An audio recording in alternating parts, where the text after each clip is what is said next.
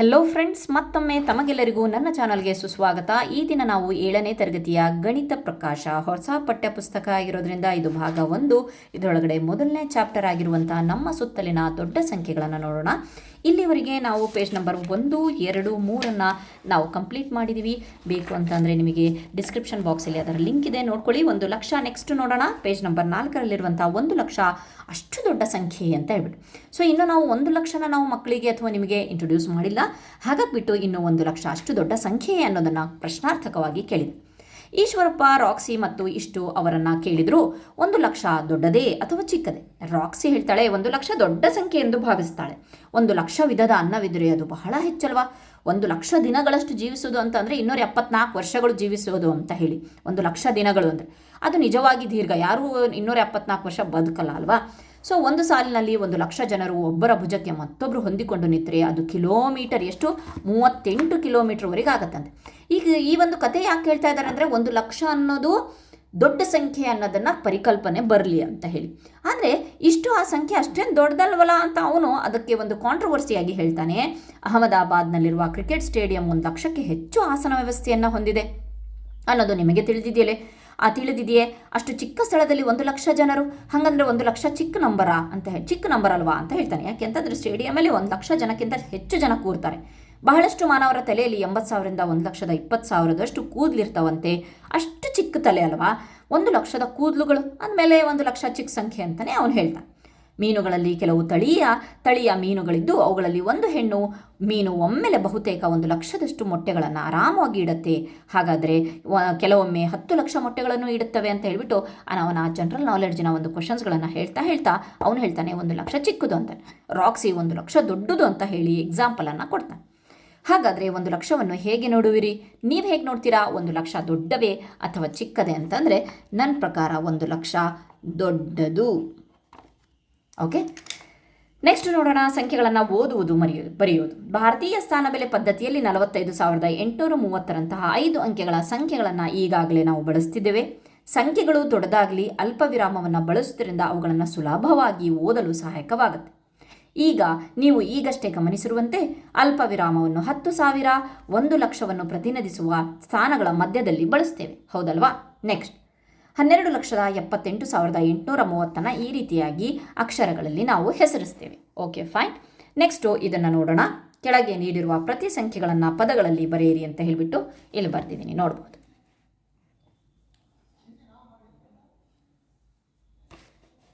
Okay, 3,600,000, 3,600,000, 5,04,085, 27,30,000, 70,53,138. ಇದಿಷ್ಟು ಸಹ ಈ ಒಂದು ಕ್ವಶನ್ಗೆ ಉತ್ತರ. Okay, fine. ನೆಕ್ಸ್ಟ್ ಅನ್ನು ನೋಡೋಣ. ಭಾರತೀಯ ಸ್ಥಾನಬೆಲೆ ಪದ್ಧತಿಯಲ್ಲಿ ಸಂಬಂಧಿಸಿದ ಸಂಖ್ಯೆಯನ್ನು ಬರೆಯಿರಿ. ಅಲ್ಲಿ ನಾವು ಅಕ್ಷರಗಳಲ್ಲಿ ಬರೆದ್ವಿ, ಇಲ್ಲಿ ಸಂಖ್ಯೆಗಳಲ್ಲಿ ಬರೆಯೋಣ.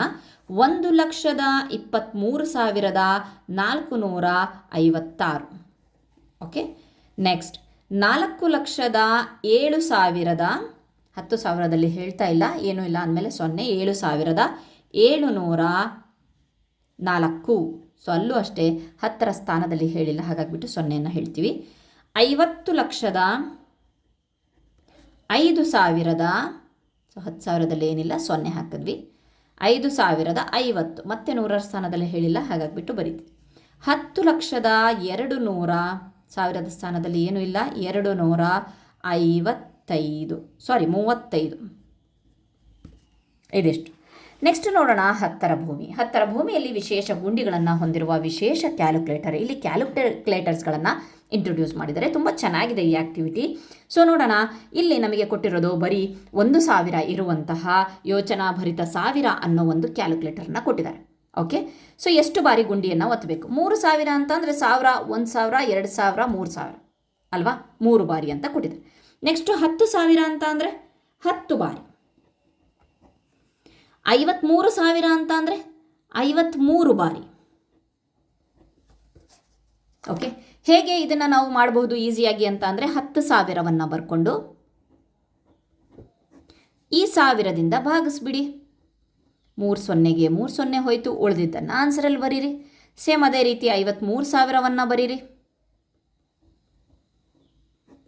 ಮತ್ತೆ 1000ದಿಂದ ಭಾಗಿಸ್ರಿ.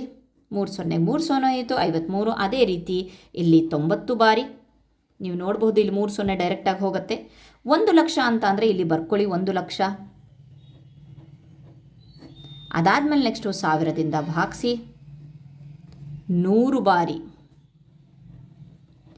153 ಬಾರಿ ಒತ್ತುತ್ತಾ ಇದ್ದೀವಿ ಅಂತ ಅಂದರೆ ಏನು ಮಾಡಬೇಕು, 1000ದಿಂದ ನಾವು ಗುಣಿಸ್ಬೇಕಾಗತ್ತೆ. 1,53,000. ಬೇಕಾದರೆ ಇಲ್ಲ ನಾವು ಬರೆದು ಅದನ್ನು 1000ದಿಂದ ಭಾಗಿಸಿ ಬರುತ್ತೆ. 1 ಲಕ್ಷ ಆಗಲು ಎಷ್ಟು ಸಾವಿರಗಳು ಬೇಕು? ಸೊ ಇಲ್ಲಿ ಒಂದು ಟ್ರಿಕ್ ಇದೆ, ಕರೆಕ್ಟಾಗಿ ಕೇಳಿ. 1 ಲಕ್ಷ ಅಂತಂದರೆ ನಾವು ಇಲ್ಲಿ ಬರ್ಕೊಳ್ಳೋಣ. 1 ಲಕ್ಷ ಆಗಲು ಎಷ್ಟು ಸಾವಿರಗಳು ಬೇಕು? 1000ದಲ್ಲಿ ಎಷ್ಟು ಸೊನ್ನೆಗಳಿದ್ದಾವೆ? 3 ಸೊನ್ನೆಗಳಿದ್ದಾವೆ, ಹೌದಲ್ವಾ? 1000ದಲ್ಲಿ ಎಷ್ಟು ಸೊನ್ನೆಗಳಿದ್ದಾವೆ? ಸೊ ಇಲ್ಲೇ ನೋಡಿದ್ರಿ, ಇಲ್ಲಿ ಚಿತ್ರದಲ್ಲಿ 3 ಸೊನ್ನೆ ಇದೆ. ಆ 3 ಸೊನ್ನೆನ ನಾವು ರೌಂಡ್ ಅಪ್ ಮಾಡ್ಕೊಳ್ಳೋಣ. ಇನ್ನು ಉಳಿದಿದ್ದೆಷ್ಟು? 100 ಇದೆ. ಸೊ ಹಾಗಾಗಿಬಿಟ್ಟು ಡೈರೆಕ್ಟಾಗಿ 100,000ಗಳು ಬೇಕು. ಅರ್ಥ ಆಗಿದೆ ಅಂದ್ಕೊಂಡಿದ್ದೀನಿ. 1 ಲಕ್ಷ. ಒಂದು ವೇಳೆ ಅವರು ಎಷ್ಟು ಸಾವಿರಗಳು ಬೇಕು, ಎಷ್ಟು ನೂರುಗಳು ಬೇಕು ಅಂತಂದರೆ ನಾವು 2 ಅಷ್ಟೇ ನಾವು ರೌಂಡ್ ಅಪ್ ಮಾಡಿ ಉಳಿದಿದ್ದು 1000 ಅಂತ ಹೇಳ್ಬಿಟ್ಟು ಬರಿತೀವಿ. Okay, fine. ನೆಕ್ಸ್ಟ್, ಈಗ ಬಳಸುವ 10. ಈಗ ಇನ್ನೊಂದು ಕ್ಯಾಲ್ಕುಲೇಟ್ರು, ಅದರೊಳಗಡೆ ಬರೀ 10 ಅನ್ನೋದನ್ನು ಗುಂಡಿ ಅಷ್ಟೇ ಒತ್ತಬಹುದು. 10 ಇದೆ, ಬಟ್ ಬೇರೆದು ಯಾವುದೂ ಇಲ್ಲ. 500 ಅಂತ ಅಂದರೆ ಮತ್ತು ಅದೇ ರೀತಿ 500 ಅಂತ ಬರೆದುಬಿಟ್ಟು 10ರಿಂದ ಭಾಗಿಸಿ 1 0 ಹೋಯಿತು, 50 ಉಳಿತು. 50 ಬಾರಿ ಒತ್ತಬಹುದು. 780 ಮತ್ತೆ 1 0 ಇಲ್ಲೇ ಡೈರೆಕ್ಟಾಗಿ 1 0 ತೆಗೆದುಬಿಡ್ರಿ, 88 ಬಾರಿ. ಇಲ್ಲೂ 1 0 ಡೈರೆಕ್ಟಾಗಿ ತೆಗೆದ್ರೆ 100 ಬಾರಿ, 370 ಬಾರಿ. 10,000ದಲ್ಲಿ ಎಷ್ಟು ಉಳಿಯುತ್ತೆ ನೋಡಿ? 1000 ಬಾರಿ. ಮತ್ತೆ 1 ಲಕ್ಷವನ್ನು ಇಲ್ಲಿ ಸೈಡಿಗೆ ಬರ್ಕೊಳ್ಳಿ. 10ರಿಂದ ಭಾಗಿಸಿ 1 0 ಹೋಗಿದ್ದು, ಇನ್ನು ನೆಕ್ಸ್ಟ್ 1 2 3 4 0 ಅಂದರೆ 10,000 ಬಾರಿ. ಅದೇ 435 ಅಂತಂದರೆ 4,300 1 0ನ ಹಾಕಿ ಅಂದರೆ ಗುಣಿಸ್ರಿ. 435 ಇಂಟು 10 ಮಾಡಿದಾಗ ಸೊ 4,350 ಅನ್ನು ನಾವು 435 ಬಾರಿ ನಾವು ಕ್ಲಿಕ್ ಮಾಡ್ತೀವಿ ಅಥವಾ ಗುಂಡಿಯನ್ನು ಒತ್ತೀವಿ. ಅದೇ ರೀತಿ ಸಿಂಪಲ್ ಆಗಿದೆ. ನೆಕ್ಸ್ಟು ಚೊಕ್ಕದಾದ 100 ಅಂತ ಹೇಳಿ ಒಂದು ಕ್ಯಾಲ್ಕುಲೇಟರ್ ಇದೆ. Same method. ಈಗ 400 ಡಿವೈಡೆಡ್ ಬೈ 100 ಕೊಟ್ಟಿದ್ದಾರಲ್ವ, 100 ಬಟನ್ ಒತ್ತಕ್ಕಾಗತ್ತಂತೆ. ಸೊ ಒತ್ತು 4 ಬಾರಿ. ನೆಕ್ಸ್ಟ್ 2 0 ತೆಗೆದ್ವಿ, 37 ಬಾರಿ ತೆಗೆದ್ವಿ ಅಂತಂದರೆ ಭಾಗಾಕಾರ ಮಾಡಿದ್ದೀವಿ ಅಂತ ಹೇಳಿ. ಇಲ್ಲೂ 2 0 ತೆಗೆದಾಗ 100 ಬಾರಿ. 53,000 ಅಂತ ಅಂದರೆ ನೀವು ಬರ್ಕೊಬೋದು, 53,000 ಡಿವೈಡೆಡ್ ಬೈ 100 2 ಹೋಯಿತು, 530 ಬಾರಿ. 90,000ದಲ್ಲಿ 2 ಹೋಯ್ತಲ್ವ, 900 ಬಾರಿ.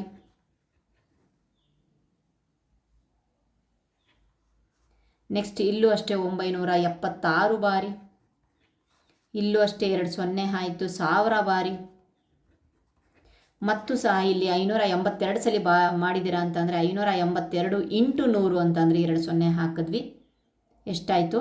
58,000 ಆಯಿತು. ನೆಕ್ಸ್ಟು 10,000 ಮಾಡಲು ಎಷ್ಟು ನೂರುಗಳ ಅವಶ್ಯಕತೆ ಇದೆ? 10,000 ಮಾಡಲು ಎಷ್ಟು ನೂರು? ಸೊ ಬನ್ನಿ ನೋಡೋಣ. 10,000 ಮಾಡಬೇಕಲ್ವಾ? 10,000 ಆವಾಗಲೇ ನಾನು ಈ ಟ್ರಿಕ್ ಹೇಳ್ಕೊಂಡೆ. ಎಷ್ಟು ನೂರುಗಳು? 100ರಲ್ಲಿ ಎಷ್ಟು ಸೊನ್ನೆಗಳಿದ್ದಾವೆ? 2 0 ಇದೆ, ಉಳಿದಿದ್ದೆಷ್ಟು? 100 ಅಷ್ಟೇ ಆನ್ಸರ್.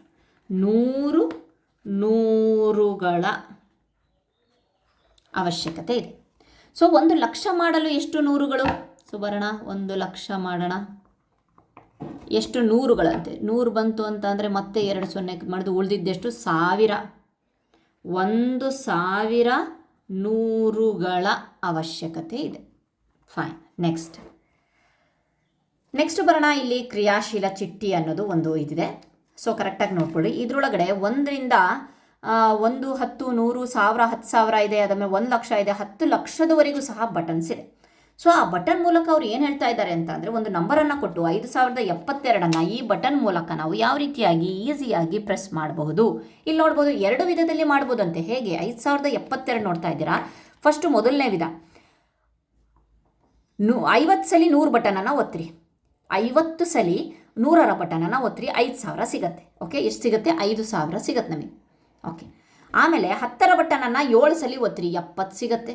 ಆಮೇಲೆ 1ರ ಬಟನನ್ನು 2 ಸಲ ಒತ್ತಿರಿ, ಟೋಟಲ್ ಎಷ್ಟಾಯಿತು? 5072 ಆಯಿತು. ಅದೇ ಇನ್ನೊಂದು ಮೆಥಡಲ್ಲೂ ಸಹ ಮಾಡ್ಬೋದು. ಹೇಗೆ ಅಂತ ಅಂದರೆ 1000 ಬಟನನ್ನು 3 ಸಲ ಒತ್ತಿರಿ. 3000 ಆಯಿತು. 1000, 2000, 3000, 3000 ಆಯಿತು. 100ರ ಬಟನನ್ನು 20 ಸಲ ಒತ್ತಿರಿ. ಇಲ್ಲೂ 2000 ಆಯಿತು, 3000, 2000, 5 ಆಯಿತು, 5000 ಆಯಿತು. ನೆಕ್ಸ್ಟ್ 1ರ ಬಟನನ್ನು 72 ಸಾರಿ ಒತ್ತಿರಿ. ಸೊ ಎಷ್ಟಾಯಿತು? 72 ಆಯಿತು. ಸೊ ಮತ್ತೆ ಇದನ್ನು ಟೋಟಲ್ ಮಾಡಿದಾಗ 5072. ಎರಡು ವಿಧದಲ್ಲಿ. ಮತ್ತೆ ಇನ್ನು ನಾವು ಇಷ್ಟ ಆಯಿತು ಅಂತಂದರೆ ನಾವು ನಮ್ಮ ಒಂದು ಕೈಯಲ್ಲಿ ಕ್ಯಾಲ್ಕುಲೇಟರ್ ಕೊಟ್ಬಿಟ್ರು ಅಂತಂದರೆ ನಮಗೆ ಎಷ್ಟು ಬಾರಿ ಬೇಕಾದರೆ ಅದನ್ನು ಒತ್ತಿ ನಮಗೆ ಆನ್ಸರನ್ನು ತಂದಿಟ್ರೆ ಆಯಿತು. ಸೊ ಇಲ್ಲಿ 2 ಸಲ ಒಂದು ಕ್ರಮವನ್ನು ಕೊಟ್ಟಿದ್ದಾರೆ. Okay fine. ನೆಕ್ಸ್ಟ್ ನೋಡೋಣ. ಓಕೆ, ಇಲ್ಲಿ ಕ್ವಶನ್ ಕೊಟ್ಟಿದ್ದಾನೆ, 5072 ಪಡೆಯಲು ಒಂದು ವಿಭಿನ್ನ ಕ್ರಮವನ್ನು ಕಂಡುಹಿಡಿಯಿರಿ.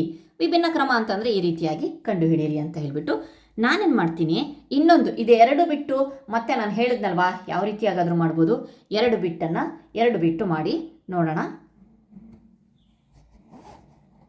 ಓಕೆ, ಸೊ ಒಟ್ಟು 5072 ಬರಬೇಕು. ನಾನು 5072 ಪಡೆಯೋಕ್ಕೋಸ್ಕರ 1000 ಬಟನನ್ನು 5 ಸಲ ಒತ್ತೀನಿ. ಎಷ್ಟು ಸಿಕ್ತು? 5000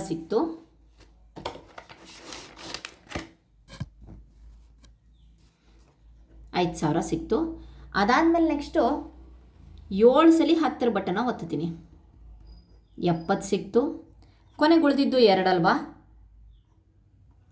2 ಸಲ 1ರ ಬಟನನ್ನು ಒತ್ತೀನಿ. ಸೊ ಟೋಟಲ್ ನಮಗೆ 5072 ಸಿಕ್ತು. ಇದು ಒಂದು ವಿಧ. ಇದೆರಡಕ್ಕೆ ಬಿಟ್ಟು ಇದನ್ನು ಸಹ ಒಂದು ವಿಧದಲ್ಲಿ ನಾವು, ಯಾಕಂತಂದರೆ ಬಟನ್ಸ್ ಮಾತ್ರ ಭಾಳ ಇದೆ, ಯಾವುದನ್ನಾದರೂ ಒತ್ಬೋದು. 1000 ಸ್ಥಾನದಲ್ಲಿರೋದ್ರಿಂದ ಇಲ್ಲಿವರೆಗೂ ಒತ್ಬೋದು ಅಷ್ಟೇ. 10,000 ಅದೆಲ್ಲ ಜಾಸ್ತಿ ಆಗಿಬಿಡುತ್ತಲ್ವ, 1000 ಸ್ಥಾನದಲ್ಲಿ ಒತ್ತಿ ಮಾಡಬೇಕು. Okay fine. ನೆಕ್ಸ್ಟು ಕಂಡುಹಿಡಿಯಿರಿಯನ್ನು ನೋಡೋಣ. ಓಕೆ, ಇದೇ ರೀತಿ ಹಿಂದಿನ ಒಂದು ಪೇಜಲ್ಲಿ ನಾವು ಯಾವ ರೀತಿಯಾಗಿ ಕಂಡುಹಿಡಿದ್ವೋ ಈ ಗುಂಡಿಗಳನ್ನು ಒತ್ತುವುದರ ಮೂಲಕ ಅಗತ್ಯ ಸಂಖ್ಯೆಯನ್ನು ಪಡೆಯಲು ಕನಿಷ್ಠ 2 ವಿಭಿನ್ನ ಕ್ರಮಗಳನ್ನು ಬರೆಯಿರಿ. ಚಿಟ್ಟಿಯಂತೆ ಆಲೋಚಿಸಿ ಮತ್ತು ಕ್ರಿಯಾಶೀಲರಾಗಿರಿ ಅಂತ ಹೇಳಿಬಿಟ್ಟು ಕೊಟ್ಟಿದ್ದಾರೆ. ಮೊದಲನೇ ನಂಬರ್ ಯಾವುದಿದೆಯಪ್ಪ ಅಂತಂದರೆ 8300 ಅಲ್ವಾ? ಇದನ್ನು ನಾವು 2 ಮೆಥಡಲ್ಲಿ ತೋರಿಸ್ಬೇಕಂತೆ. ಓಕೆ, ಬನ್ನಿ ನೋಡೋಣ. ನಾನು ಫಸ್ಟು 1000 ಸ್ಥಾನದಲ್ಲಿದೆಯಲ್ವಾ, ಸೊ ಹಾಗಾಗಿಬಿಟ್ಟು 8 ಸಲ 1000ನ ಒತ್ತೀನಿ. ಎಷ್ಟು ಬಂತು? 8000 ಬಂತು. ಈಸಿಯಾಗಿ 3 ಸಲ 100ರ ಬಟನನ್ನು ಒತ್ತೀನಿ. 300 ಬಂತು. ನಮಗೆ 8300 ಬಂತು. ಓಕೆ, ಇದು ಮೊದಲನೇ. 2 ಕನಿಷ್ಠ 2 ಅಂತ ಕೊಟ್ಟಿದ್ದಾರೆ. ಸೊ ಎರಡನೇ ಮೆಥಡ್ ನೋಡೋಣ. 5 ಸಲ 1000 ಬಟನ್ ಒತ್ತೀನಿ. 5000 ಬಂತು. 33 ಸಲ ನಾನು 100ರ ಬಟನನ್ನು ಒತ್ತೀನಿ. 3300 ಬಂತು. ಸೊ ಬಂತಲ್ವಾ? 8300. ಇದು ಮೊದಲನೇ ಮೆಥಡ್. ಎರಡನೇ ಮೆಥಡ್. ಓಕೆ, ಎರಡನೇ ಲೆಕ್ಕ ನೋಡೋಣ. ಎರಡನೇ ಮೆಥಡನ್ನು ನೋಡೋಣ. ಎರಡನೇದರಲ್ಲಿ 40629 ಈ ನಂಬರ್. ಬನ್ನಿ, ಮೊದಲನೇ ಒಂದು ವಿಧದಲ್ಲಿ 40 ಸರಿ ನಾನು 1000 ಒತ್ತೀನಿ. ಓಕೆ, 6 ಸಲ 100. ಸೊ 40,000 ಸಿಗುತ್ತೆ. ಅದ್ರ ಹಿಂದೆನೇ ಬರೆದುಕೊಂಬಿಡಿ. 600 ಆಯ್ತಿದು. ನೆಕ್ಸ್ಟ್ 2 ಸಲ 10, 20 ಆಯಿತು. ಪ್ಲಸ್ 9 ಸಲ 1ರ ಬಟನನ್ನು ಒತ್ತೀನಿ. ಫೈನ್. ಸೊ ಟೋಟಲ್ ನಮಗೆ 40,629 ಬಂತು. ಓಕೆ, ಎರಡನೇ ಮೆಥಡನ್ನು ನೋಡೋಣ. ಸೊ ನಾವು ಡೈರೆಕ್ಟಾಗೂ ಮಾಡ್ಬೋದು. ಏನಂತ ಹೇಳ್ಬಿಟ್ಟು 4 ಸರಿ 10,000 ನಾವು ಬಟನನ್ನು ಒತ್ತೀನಿ. ಅದಾದಮೇಲೆ 6 ಸಲ 100ರ ಬಟನ್ ಒತ್ತೀನಿ. 2 ಸಲ ಇದನ್ನು ಮಾಡಬಹುದು. ಇದು ನೀವು ಸಿಂಪಲ್ಲಾಗಿ ಮಾಡ್ತೀರಾ ಅಂತಬಿಟ್ಟು ನಾನು ಬೇರೆ ಮೆಥಡನ್ನು ತೋರಿಸ್ತಾ ಇದ್ದೀನಿ. 400 ಸಲ ನಾನು 100ರ ಬಟನನ್ನು ಒತ್ತೀನಿ. ಎಷ್ಟಾಯ್ತು? 40,000 ಬಂತು. ನನ್ನ ಇಷ್ಟ ಅಲ್ವಾ? ಕ್ಯಾಲ್ಕುಲೇಟರ್ ಕೈ ಕೊಟ್ಬಿಟ್ಟಿದ್ದಾರೆ, ಕ್ರಿಯಾಶೀಲ ಚಿಟ್ಟಿ ಆಗಿರ್ಬೇಕಂತೆ. 62 ಸಲ 10ನ್ನು 620 ಪ್ಲಸ್ 9 ಸಲ ನಾನು 1ರ ಬಟನ್. ಸೊ ಈಗಲೂ ಸಹ ನಮಗೆ 40,629 ಸಿಕ್ತು. ಫೈನ್. ನೆಕ್ಸ್ಟನ್ನು ನೋಡೋಣ.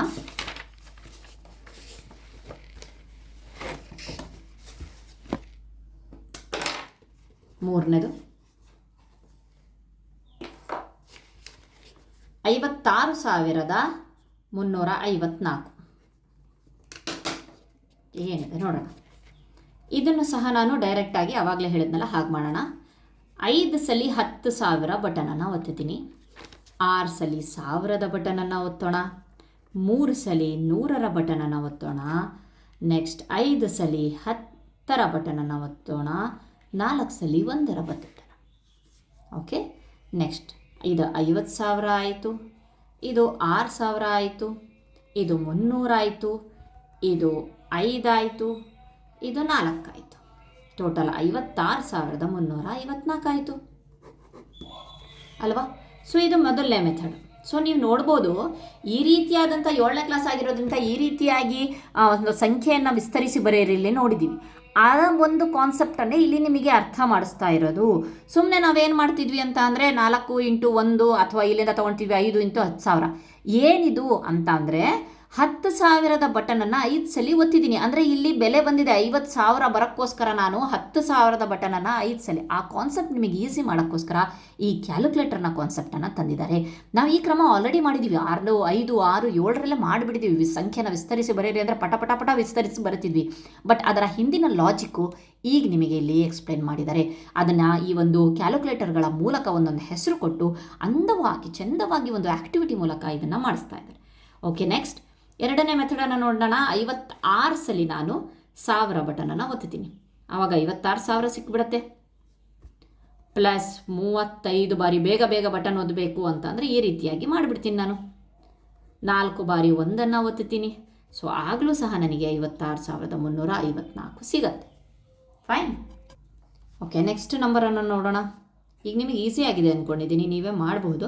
ಬಟ್ ಆದರೂ ನೋಟ್ಸನ್ನು ನೀವು ಮಾಡಬೇಕಲ್ವ, ಸೊ ಅದಕ್ಕೋಸ್ಕರ ಮಾಡ್ತಾ ಇದ್ದೀನಿ.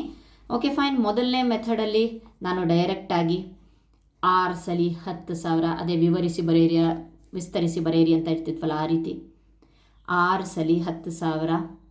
ಓಕೆ, ಸೊ ನೆಕ್ಸ್ಟು 6 ಸಲ 1000, 6 ಸಲ 100ರ ಬಟನನ್ನು ಪ್ರೆಸ್ ಮಾಡಿದೆ, 6 ಸಲ 10ರ ಬಟನನ್ನು, 6 ಸಲ 1ರ ಬಟನ್.